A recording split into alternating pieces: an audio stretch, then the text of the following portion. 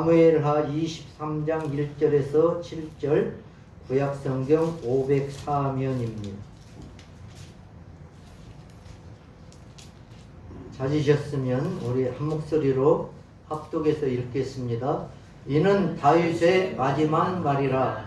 이새 아들 다윗이 말하며 높이 세워진 자, 야곱의 하나님께로부터 기름 부음을 받은 자, 이스라엘의 노래 잘하는 자가 말하노라. 여호와의 영이 나를 통하여 말씀하시며 그의 말씀이 내 혀에 있도다.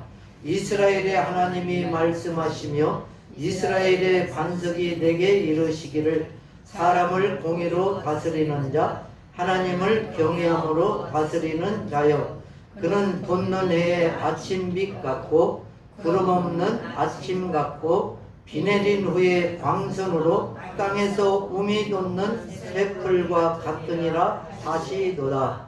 내 집이 하나님 앞에 이같이 아니하냐. 하나님이 나와 더불어 영원한 언약을 세우사 만사에 구비하고 견고하게 하셨으니 나의 모든 구원과 나의 모든 소원을 어찌 이루지 아니하시랴. 그러나 사악한 자는 다 내버려질 가시나무 같으니 이는 손으로 잡을 수 없음이도다. 그것들을 만지는 자는 철과 창자루를 가져야 하리니 그것들이 당장에 불살리리로다 하니라. 아멘. 오늘은 총회가 청하는 순교자 기념주일로 예배를 드리는 날입니다. 그리고 또한 이번 한 주간은 순교자 기념 주간이기도 합니다. 대한민국의 기독교사를 보면은 순교한 분들이 참 많이 있습니다. 그 순교자들의 피와 땀이 이렇게 오늘날 교회를 이렇게 크게 세워지게 했고, 또한 우리도 예수 그리스도를 믿게 만들었습니다. 그래서 오늘은 많은 순교자 중에서 한 분을 좀 예로 이렇게 말씀을 드리면서 같이 은혜를 나누려고 합니다. 평양에 있는 산정현 교회에서 시무했던 주기철 목사님의 순교사에 대해서 먼저 한번 같이 은혜를 나누려고 합니다. 주기철 목사님은 일제 강점기 때 신사참배 거부 운동을 하셨습니다. 그래서 5번 감옥 생활을 하시다가 해방 전해인 1944년 4월 21일 밤 9시 30분경에 49세의 나이로 순교하셨습니다. 나이가 많지 않아요. 49세니까 젊은 나이에 순교하셨습니다. 목사님께서는 죽으실 때 마지막 유언으로 무슨 말씀을 하셨냐면, 하나님 앞에 아버지 내 영혼을 받으소서라고 그렇게 기도하시고 돌아가셨다고 합니다.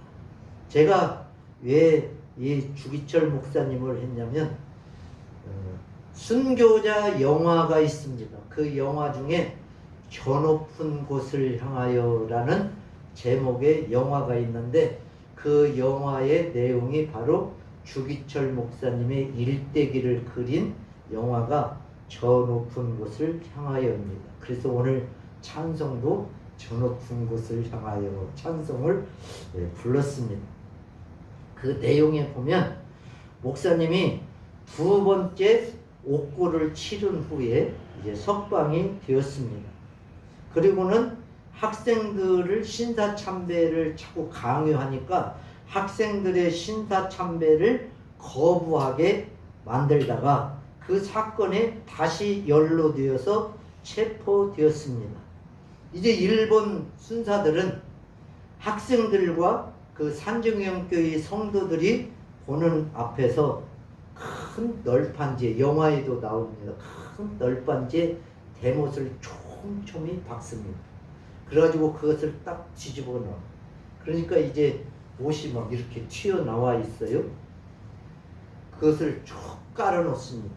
그리고 이제 말하는 거, 신사참배를 한다고 하면은 여기서 이것을 안 하지만은 신사참배를 계속 거부한다면 이 못 위를 걸어라. 그렇게 말을 합니다. 여러분 같으면 어떻게 하셨겠습니까? 영화에 보면 목사님께서 그 못 위를 걸어갑니다. 그때 부른 찬송이 저 높은 곳을 향하여.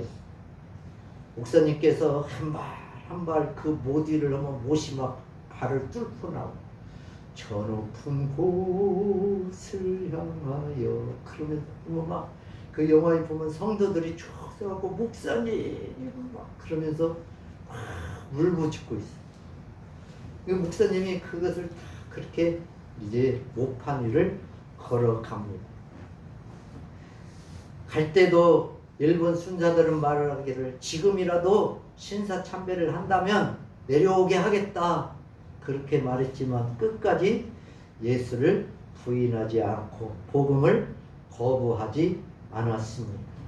여러분 이렇게 학생들과 성도들이 목사님의 그 고통 소리를 들으면서 울부짖고 목사님은 못 위를 걷고 일본의 경찰들은 또 소리를 치고 이런 가운데 목사님께서 다시 또 감옥에 들어가게 되었습니다. 이것은 제가 어떤 자료를 보니까 그때 당시에 일본 사람들이 우리 목사님들을 5가지로 고문을 했다고 합니다. 잘 들으시고 마지막 때에 우리에게도 이런 고문이 또 있을지도 몰라요. 예수 믿는다고. 그러니까 잘 들으시고 그것을 잘 이기려고 힘쓰시기를 바라요. 첫 번째로는 아까 말한 못 박힌 침대 걷기 고문. 아까 주기철 목사님이 걸었던 그런 고문이 있습니다. 두 번째 고문은 두 손을 뒤로 묶은 채 천장에 매달아 놓고 가죽 채찍과 몽둥이로 때린다. 많이 보셨죠? 일제시대 영화에 보면. 세 번째는 닥치는 대로 때리는 무차별 폭행. 인정사정 없이 폭행하는 게 있었습니다. 네 번째는 많이 보셨을 거예요. 고춧가루 물고문. 사람을 거꾸로 매달고 고춧가루 물을 주전자에다 타가지고 그것을 코에다가 부어 넣는 겁니다. 그러면 그 고춧가루 물이 거꾸로 해갖고 폐까지 가가지고 폐가 손상된다고 합니다. 다섯 번째는 겨울철에 얼음물 속에 들어가서 나오지 못하게 하는 고문. 그리고 또 한 가지는 며칠 동안 밥을 안 줘가지고 굶긴다고 합니다. 그러면서 앞에서 진수 성찬을 차려놓고 유혹을 한대요. 지금이라도 예수만 안 믿는다고 하면 이 진수 성찬은 내 것이다.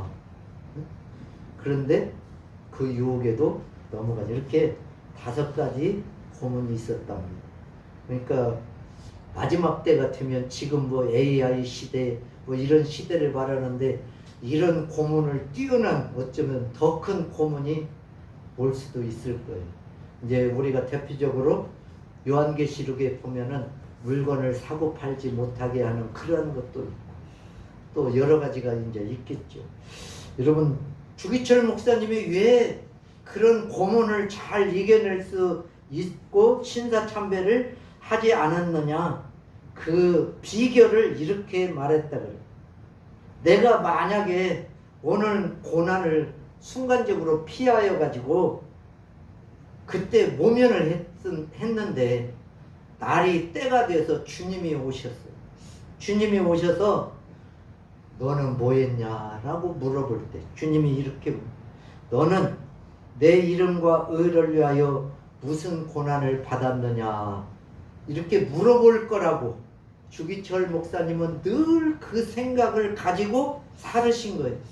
그러니까 그 어려운 고문들을 다 이겨낼 수 있었다. 그렇게 영화에서 또 이제 전기에서는 그렇게 말하고 있습니다. 여러분 예수님께서도 제자들을 파송했습니다. 파송할 때에 보면은 모든 귀신을 쫓아내고 병을 고치고 약한 것을 치료하고 그런 능력을 주셨어요. 그러면서 예수님께서 말씀하신 내용 중에 하나가 마태복음 10장 28절부터 31절인데 같이 한번 읽어보겠습니다. 시작. 몸은 죽여도 영혼은 능히 죽이지 못하는 자들을 두려워하지 말고 오직 몸과 영혼을 능히 지옥에 멸하실 수 있는 이를 두려워하라. 참새 2마리가 한 아사리온에 팔리지 않느냐. 그러나 너희 아버지께서 허락하지 아니하시면 그 하나도 땅에 떨어지지 아니하리라. 너희에게는 머리털까지 다 세신 바 되었나니 두려워하지 말라. 너희는 많은 참새보다 귀하니라. 아멘. 예수님께서도 제자들이 나가서 복음을 전할 때 어려움이 있고 힘든 일이 있을지 다 알아요. 여러분 방해가 있을지도 다 알아요. 그래서 딱 한 가지만을 생각하고 믿어라 그랬어요. 뭐요? 너희는 머리털까지 다 세신 바 된 것 같이 하나님이 다 아시고 하나님이 함께하고 계신다. 그걸 믿으라는 거예요. 여러분 그걸 믿으면 몸을 죽이는 자를 두려워하지 않고 몸과 영혼을 지옥에 멸하실 수 있는 하나님을 두려워할 수 있게 되었다. 여러분 어떻게 보면은 참 살아가면서 보면은 어떤 사람들은 다른 사람들은 무서워하면서 하나님은 또 안 무서워하는 사람들이 있기도 해요. 그런데 여러분 사람은 아무래도 몸은 멸할 수 있어도 영혼까지는 건들 수가 없다. 몸과 영혼의 주인은 하나님이시다. 오늘 말씀하시는 겁니다. 여러분 이제 오늘 이제 본문으로 이제 넘어오면 한 평생을 이렇게 하나님만을 의지하고 살았던 사람이 바로 다윗인데 다윗이 자기 인생의 마지막 때에 이새의 아들 다윗의 마지막 말이라 그런 유언과 같은 말이 오늘 23장에 기록이 되어 있습니다. 여러분 다윗도 이스라엘의 왕이 되었지만 수많은 역경을 겪고 왕이 되었지만 자기의 통치가 순탄하지는 못하였습니다. 그런데 이런 다윗이 자기 인생의 마지막을 앞에 두고 고백하기를 자기 인생의 모든 여정이 내 뜻을 이루려는 삶을 산 것이 아니고 하나님의 뜻을 이루는 통치였고 삶이었다라고 고백하는 내용입니다. 그리고 자기가 지금까지 살아온 모든 것들이 하나님의 은혜였다고 고백하면서 하나님은 높임과 또한 자기 인생에서 자기와 함께하고 고난을 이겨내게 하시고 했던 그 모든 역경들을 소개하면서 나중에는 누구를 소개하냐면 자기와 늘 함께 했던 33인의 그런 용사들을 소개하는 내용이 오늘 나오고 있습니다. 다윗이 이렇게 오늘 고백할 수 있는 것은 뭐냐면 영원한 언약. 오늘 말씀의 제목도 영원한 언약. 다윗이 무수한 어려움 가운데서 이겨내고 하나님이 자기를 왕으로 삼아주신 그 모든 일을 잘 감당할 수 있는 뿌리, 그건 뭐냐면 하나님이 나를 통해서 세우신 그 영원한 언약이 자기에게 있다는, 그것은 바로 하나님이 함께 하심이고 다윗의 후손을 통해서 장차 예수 그리스도께서 오신다고 약속하신 그 영원한 약속 하나 붙잡은 거예요.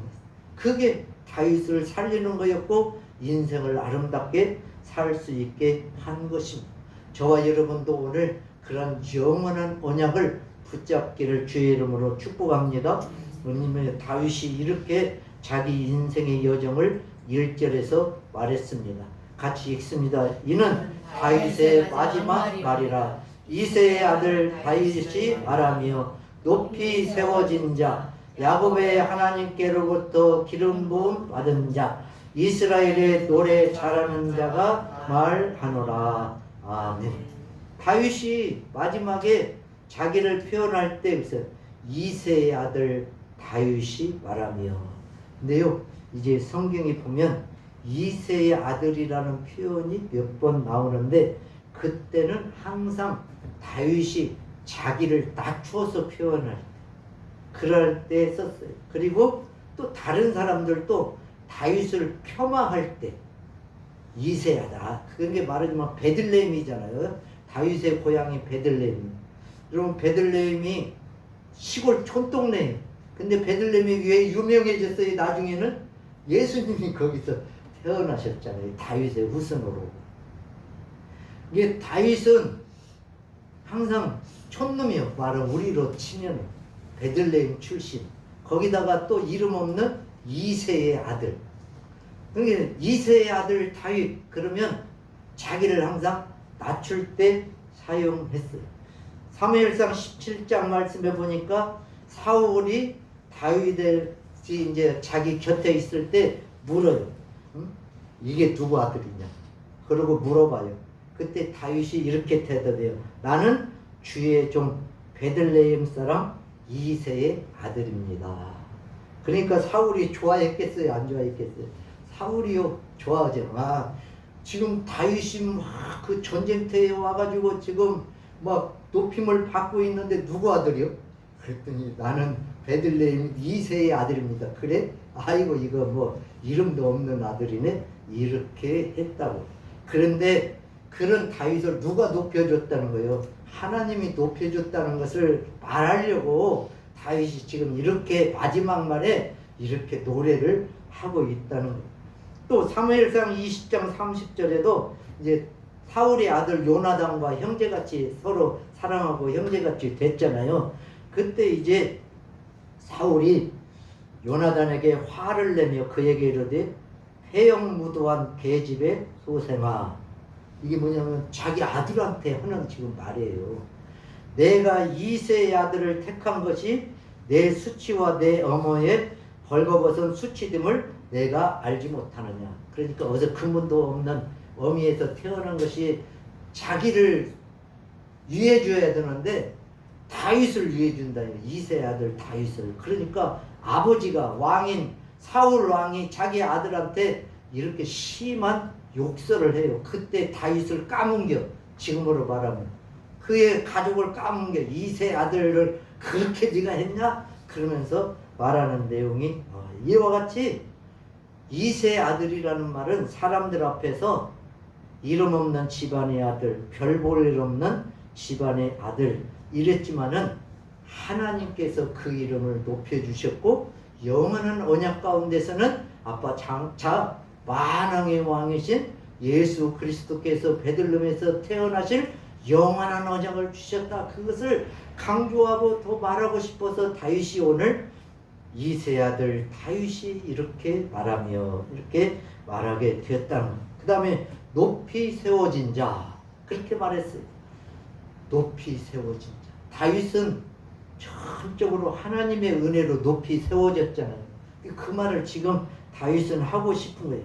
이스라엘 왕으로 살았던 그동안의 삶, 그 모든 삶이 내가 잘해서 산 것이 아니고 하나님이 나를 높여서 세워주었기 때문에 내가 이렇게 살 수 있었다라고 말하고 있는 거예요. 이게 참 겸손한 거죠. 어떻게 보면은 다윗은 철저하게 그렇게 살았기 때문에 왕위를 잘 유지했고 먼저 세웠던 사울은 보면 하나님을 의지하지 않았습니다. 그래서 결국에는 마지막에 뭐 우상 신접한 여자까지 불러들이고 그러고 이제 죽게 되는 일을 겪은 사람이 사울왕이었어요. 그러니까 우리가 이제 영원한 언약 예수 그리스도를 통하여서 주신 그 십자가의 은총과 능력 복음의 능력이 우리의 것이라면 우리도 다윗처럼 나는 연약한 자였는데 내가 나를 돌아보니까 뭐요? 하나님 때문에 높여진 자 이런 믿음을 갖고 살기를 축복합니다. 두 번째로는 뭐예요? 야곱의 하나님께로 기름 부음을 받은 자 이렇게 말하고 있습니다. 근데 실제적으로는 사무엘 선지자에게 기름 부음을 받았어요. 그래서 사무엘 선지자에게 기름 부음을 받고 왕이 된 것은 다윗이 야곱의 하나님으로부터 이어진 그 정통성을 이야기해요. 어쩌면은 야곱이라는 이름은 간사한 자, 뭐 여러 가지 안 좋은 이름이 있어요. 그런 야곱의 후손이요, 나는. 그런 야곱의 후손. 그러니까 뭐요? 은혜가 더하는 거예요. 그렇죠. 야곱의 후손, 도둑놈 간사한 자, 그런 이름을 가진 우리 조상인 야곱의 후손으로서 내가 기름 부음을 받았다. 그러니까 나는 정말로 기름 부음을 받을 수 없는, 자격이 없는 사람이었는데 기름 부음을 받아서 왕이 되었다. 이 모든 것이 다 하나님의 은혜다라고 지금 고백하고 있는 거예요. 여러분, 어쩌면 우리를 낮춰서 하나님의 은총을 생각하면 할수록 하나님의 은총은 더 커질 줄로 믿습니다. 여러분, 기름 부음을 받은 자라는 의미는 하나님께로부터 거룩하게 구별받았다, 그런 의미도 그 속에 있습니다. 그러니까 다윗은 이새의 아들이요 베들레헴의 촌사람이요, 그럼에도 불구하고 하나님께서 자기를 불러서 이름 없는 나를 야곱의 그 후손으로서 기름 부음을 받게 하시고 나를 이렇게 높여주시고 거룩한 사명을 받게 하신 것은 모든 것이 다 하나님의 은혜였습니다 라고 고백하네요. 그런 뿌리가 있으니까 순교자의 사명으로 살 수 있기도 하는 것입니다. 또 다윗은 이스라엘의 노래 잘하는 자. 여러분, 시편 앞부분에 보면 거의 다가 다윗의 노래입니다. 다윗은 이스라엘의 노래 잘하는 자가 된 것도 자기를 위한 어떤 노래를 부른 것은 아니었어요. 보면은 다윗이 부른 노래는 다 역경 가운데서 하나님이 자기를 도와주신 그것을 찬양하는 것, 아니면 하나님의 이름을 높이는 것, 하나님께서 자기 인생에 어떻게 간섭했는가, 그런 것들을 하나하나 또한 노래한 것. 그래서 오늘 교동문으로 읽었지만은 대표적으로 우리들이 잘 아는 노래 시 중에 하나가 시편 23편에 있는 말씀인데요. 다시 한번 우리가 읽어보았으면 좋겠습니다. 다시 한번 시작. 여호와는 나의 목자시니 내게 부족함이 없으리로다. 그가 나를 푸른 풀밭에 누이시며 쉴만한 물가로 인도하시는 도다. 내 영혼을 소생시키시고 자기 이름을 위하여 의의 길로 인도하시는 도다. 내가 사망의 음침한 골짜기로 다닐지라도 해를 두려워하지 않을 것은 주께서 나와 함께 하심이라. 주의 지팡이와 막대기가 나를 안위하시나이다. 주께서 내 원수의 목전에서 내게 상을 차려주시고 기름을 내 머리에 부으셨으니 내 잔이 넘치나이다. 내 평생의 선하심과 인자하심이 반드시 나를 따르리니 내가 여호와의 집에 영원히 살리로다. 아멘. 저와 여러분의 인생 가운데도 이와 똑같이 하나님의 은총이 임하신 줄로 믿습니다. 오늘 5절 말씀에 보면 주께서 내 원수의 목전에서 내게 상을 차려주시고, 여러분 그 상이 무슨 상인 줄 아세요? 밥상이에요. 밥상. 진수성찬 밥상이에요. 그러면 하나님께서 원수의 목전에서, 원수들이 보는 그 앞에서 하나님께서는 진수성찬을 차려주셨어요. 그러니까 얼마나 감사한 일이에요. 그 다음에 기름을 내 머리에 부으셨으니 내 잔이 넘치나이다. 다윗은 항상 자기 삶이 이렇다고 고백하면서 산 거예요. 그러니까 오늘부터 우리도 뭐 없는 거 많이 있겠죠. 그러나 그 없는 거 생각하지 마시고 오늘 5절을 다시 한번 읽고 꼭 5절을 가슴에 품고 살기를 축복합니다. 시작. 주께서 내 원수의 목전에서 내게 상을 차려주시고 기름으로 내 머리에 바르셨으니 내 잔이 넘치나이다. 아멘. 여러분 항상 이렇게 넘치는 삶을 사시기를 축복합니다.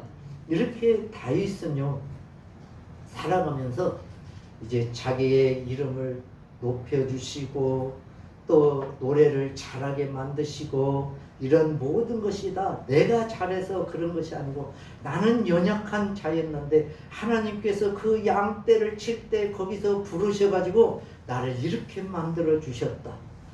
그 믿음, 그 말씀이 있으니까 어떤 역경에서도 일어설 수 있고 하나님의 은총을 노래할 수가 있었는데 그 비결 중에 하나가 뭐냐면 2절입니다. 2절을 한번 또 읽겠습니다. 시작. 여호와의 영이 나를 통하여 말씀이여 그 말씀이 내 혀에 있도다. 아멘. 그러니까 다윗이 지금 이렇게 마지막 날을 할 수 있는 것이 누가 있어요? 성령. 지금 우리로 말하면 성령이고 그때는 여호와의 영이 나를 통해서 말씀하신다. 그러니까 지금 이 말이 다윗의 말이 아니고 하나님께서 하시고 싶은 말을 다윗을 통해서 지금 하고 있는 거예요. 그래서 그 여호와의 말씀이 지금 내 혀에 있도다.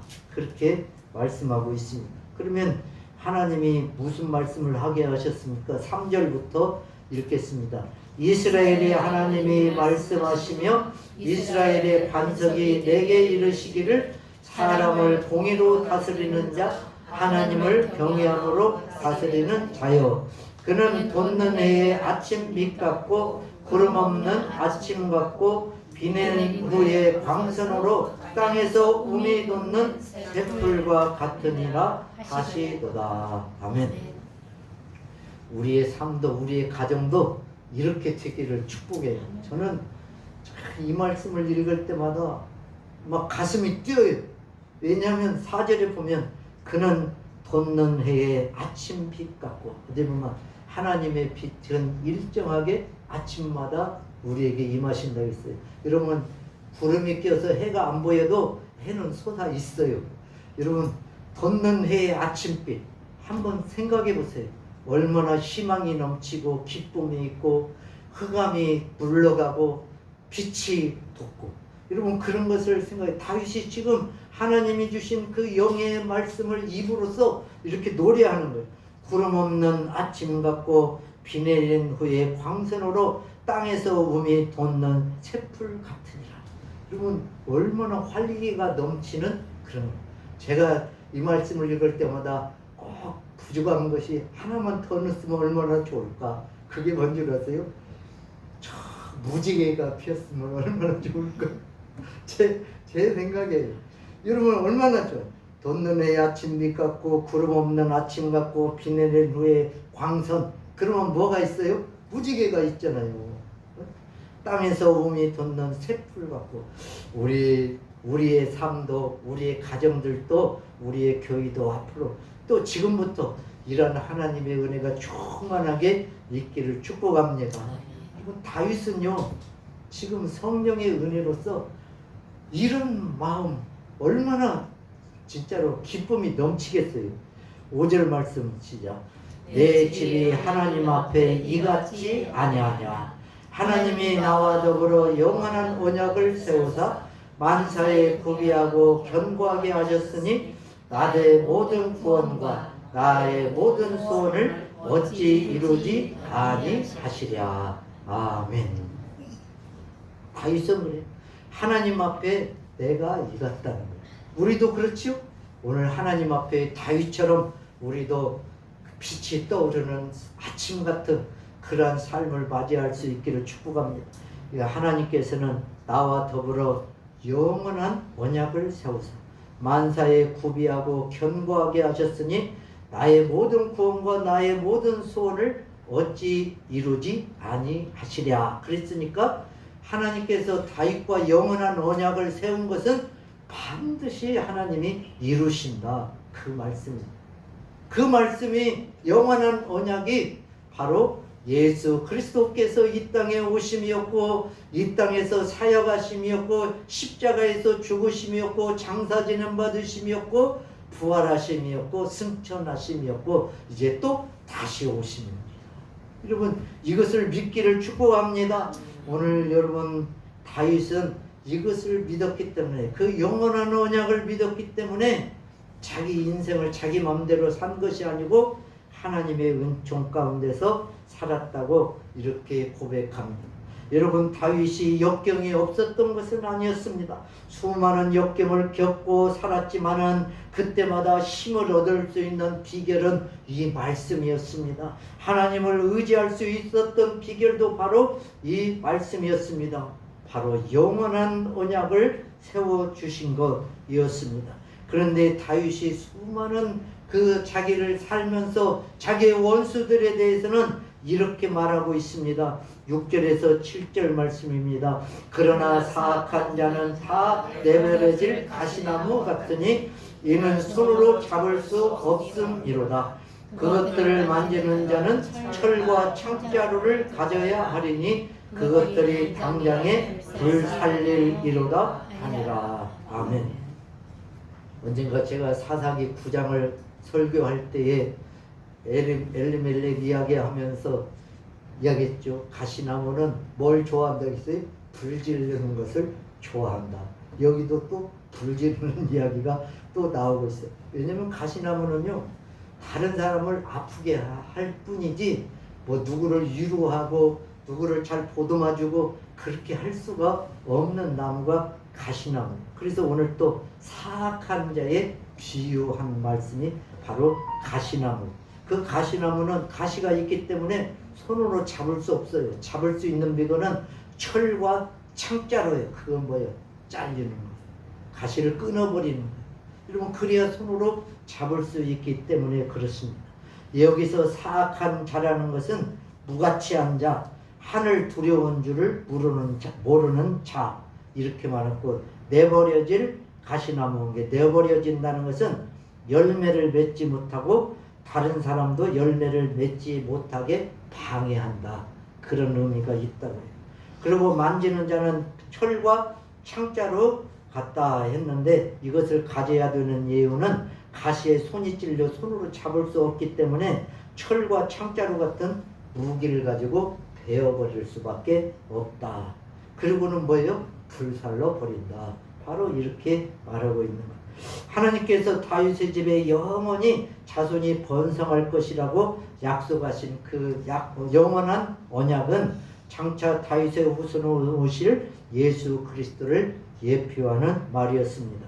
하나님은 가시나무와 같은 사악한 자들 속에서 택하신 자들에게는 영원한 언약을 세우시고 만사를 구비하고 견고하게 해 주셨습니다. 여러분, 다윗도 마찬가지였지만 우리도 살아가면서 여러분 항상 좋은 일만 있는 건 아니잖아요. 우리 주위에 항상 좋은 사람만 있는 것은 아닙니다. 그렇기 때문에 우리가 복음을 더 잘 예수를 잘 믿고 살려고 힘쓰면 힘쓸수록 어쩌면 가시나무 같은 것들이 더 우리를 아프게 할 수도 있어요. 그럴 때마다 우리가 이겨낼 수 있는 비결은 뭐예요? 다윗이 이긴 것처럼 영원한 언약을 믿을 때 이룰 수가 있는 거예요. 여러분, 다윗은 이제 그 영원한 언약을 이룰 때 나 혼자 이룬 게 아니고 함께한 사람들, 마지막에 함께한 사람들을 쭉 소개하는데요. 이제 대표적으로 이제 13절 이하에 있습니다. 그래서 한 절만 같이 한번 14절을 읽어보겠습니다. 그때에 다윗은 산성에 있었고 그때에 블레셋 사람의 요새는 베들레헴에 있는지라 하면, 이제 그 자기 용사들을 하면서 가장 새 용사, 또 어떤 용사, 30인의 두목 용사, 이렇게 차례대로 쭉 소개를 해요. 그러면서 이제 그 용맹한 용사들이 한 일을 하나 소개하는 내용이 뭐냐면, 블레셋과 전쟁을 하는데 다윗은 이제 그 베들레헴 밖에 있는 거예요. 뺏긴 거죠, 베들레헴을. 블레셋은 베들레헴에 있는 거예요. 그러면 다윗이 지금 이 성 밖에 있으면서 다윗이 혼잣말로 뭐라고 말하냐면, 아이고, 베들레헴 성문 곁에 있는 우물물을 누가 마시게 할까? 혼잣말로 했어요. 혼잣말로. 왜 그랬겠어요? 우리들도 다 보면 고향이 있잖아요. 또 어렸을 때 추억이 있잖아요. 그래서 그 옛날에 그런 말이 있어요. 젊은이는 앞에 일을 말하고 나이 드신 분들은 추억, 그 뒤의 이야기를 많이 한다 그랬어요. 그러니까 우리는 희망이 있는 자들은 앞으로 내가 이렇게 하겠다, 그 말을 많이 한다는 거예요. 이제 다윗도 나이가 먹었을 거 아니에요. 지금 마지막 말이니까. 그러니까 그 성 밖에 있는데 자기가 어렸을 때 먹었던 그 베들레헴 성의 성문 옆에 있는 그 샘물이 생각이 나는 거예요. 그러니까 혼잣말로 야, 저 샘물을 누가 먹게 할꼬? 그 이야기를 누가 들었냐면 다윗의 세 용사가 들었어요. 그리고 그 세 용사가 어떻게 했냐면 이렇게 했어요. 16절을 한번 같이 읽겠습니다. 시작. 아니 16절 시작. 세 용사가 블레셋 사람의 진영을 돌파하고 지나가서 베들레헴 성문 곁 우물물을 길어가지고 다윗에게로 왔으나 다윗이 마시기를 기뻐하지 아니하고 그 물을 여호와께 부어 드리며. 그리고 세 명의 용사가 그 소리를 듣고 적진을 돌파해서 갔다는 거예요. 그리고 그 우물물을 길어왔습니다. 여러분, 블레셋 군인들이 뭐 쉬고 있고 잠자고 있는 거 아니잖아요. 그 사람들도 칼과 창을 들고 지금 누가 적들이 쳐들어오나 그것을 보고 있었을 거 아니에요. 그런데 거기를 돌파하고 가서 그 물을 떠왔어요. 다윗이 시킨 것도 아니었는데. 여러분, 지금 이제 우리가 여기서 생각할 때 사람으로서는 그게 좀 쉽지 않잖아요. 그러니까 이 모든 사건의 지금 그 주체가 누구라고 생각이 돼요. 하나님께서 지금 이런 일을 통해서 누구를 지금 교훈을 주는 거예요. 다윗에게 다시 한번 하나님께서 세우신 영원한 그 언약이 지금 어떻게 이루어지고 있는가, 그것을 보여주고 있는 거죠. 그래서 죽을 각오를 하고 세 용사가 가서 우물을 떠왔는데 그 다윗은 그것을 마시지 않았습니다. 그리고 그것을 여호와께 부어드렸다. 그러면 지금 거기서 뭐 어디다 부어드렸어? 뭐 제사를 지낸 것도 아니잖아요. 그러나 다윗은 그것을 부어서, 전제라고 하죠. 부어서 하나님 앞에 드린 거예요. 그게 다윗의 신앙인 거예요. 자, 17절. 이르되 여호와여, 내가 나를 위하여 결탄코 이런 일을 하지 아니하리이다. 이는 목숨을 걸고 갔던 사람들의 피가 아니니까 하고 마시기를 즐겨하지 아니하니라. 세 용사가 이런 일을 행하였더라. 아멘. 여러분, 다윗의 세 용사가 용맹했어요. 그러니까 다윗이 앞에서 마지막 날에 영원한 언약 가운데서 큰 하나님의 은총 가운데 지금 이스라엘을 이렇게 세운 것은 내가 영원한 언약 가운데 있지만은 나와 함께한 수많은 그런 용사들이 있었기 때문에 되었다라고 지금 오늘 고백하는 거예요. 여러분, 이 세 용사는 적진을 돌파하고 가서 물을 길어왔어요. 이것은 다윗을 이스라엘의 왕으로 인정한 거였고, 또한 하나님을, 다윗을 이스라엘의 왕으로 삼으신 하나님을 인정한 사건이기도 합니다. 그러니까 그들과 누가 함께 했어요? 하나님이 함께 하십니다.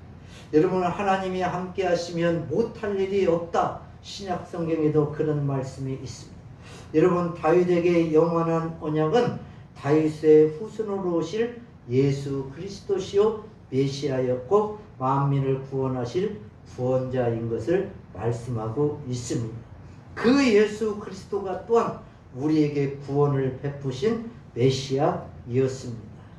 하나님은 어둠을 물리치고 돋는 해의 아침빛같이 소망의 하나님이셨습니다. 다윗에게는 늘 그런 하나님이셨어요. 여러분, 다윗은요 죽을 고비를 많이 넘겼고 사울을 살려준 일도 많이 있습니다. 그럴 때마다 사울은 뻔뻔하게 말해요.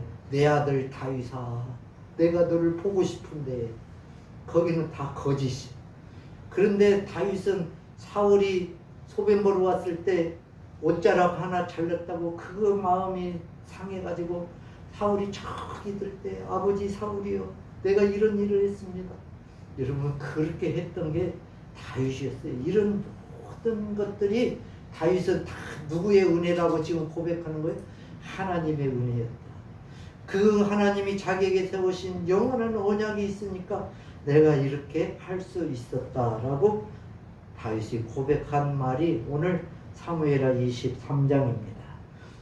오늘 이제 결론적으로 수많은 순교자의 순교가 영원한 언약의 감동으로 그들을 만들었습니다. 다윗뿐만이 아니고 그 이후에 한국에도 수많은 순교자들이 많이 있습니다. 지금의 우리들에게도 그 영원한 언약은 살아 있습니다. 어쩌면 그 영원한 언약이 우리 가슴 속에 살아 있으면 우리의 가슴을 벅차게 뛰게 만들 것이고 하나님의 은혜가 감동으로 오게 할 것이고 나를 높이는 것이 아니고 하나님을 더 높이는 그런 은혜로 우리 앞에 영원한 언약은 다가올 것입니다. 여러분 언제 그 수요일 날 한번 말씀드렸는데 진짜 믿음은 어려움이 없기를 기도하는 것이 아니고 어려움이 왔을 때 그것을 이겨내는 게 믿음이다 라고 제가 말씀을 드렸습니다. 여러분 그런데 우리들은 그래요. 항상 어려움이 없고 나는 그냥 다 잘 되기만을 바래요. 그렇게 해주면 또 하나님의 은혜라 그래요. 여러분 그러나 때로는 역경도 힘든 일도 어려움도 내가 감당할 수 없는 고난도 그때 거기에서 다시 일어설 수 있도록 힘을 주시는 그 영원한 언약을 한번 믿어보라고 하나님께서 우리에게 그러한 때를 주실 수도 있습니다. 그러한 때가 있을 때 오늘 이 말씀을 한번 기억하십시오. 그리고 영원한 언약이 있는 나는 머리털까지도 다 세심받은 하나님의 자녀다. 이런 믿음 가지고 어떤 역경도 헤치고 순교자의 자세로 저와 여러분도 믿음으로 승리할 수 있기를 주의 이름으로 축복합니다.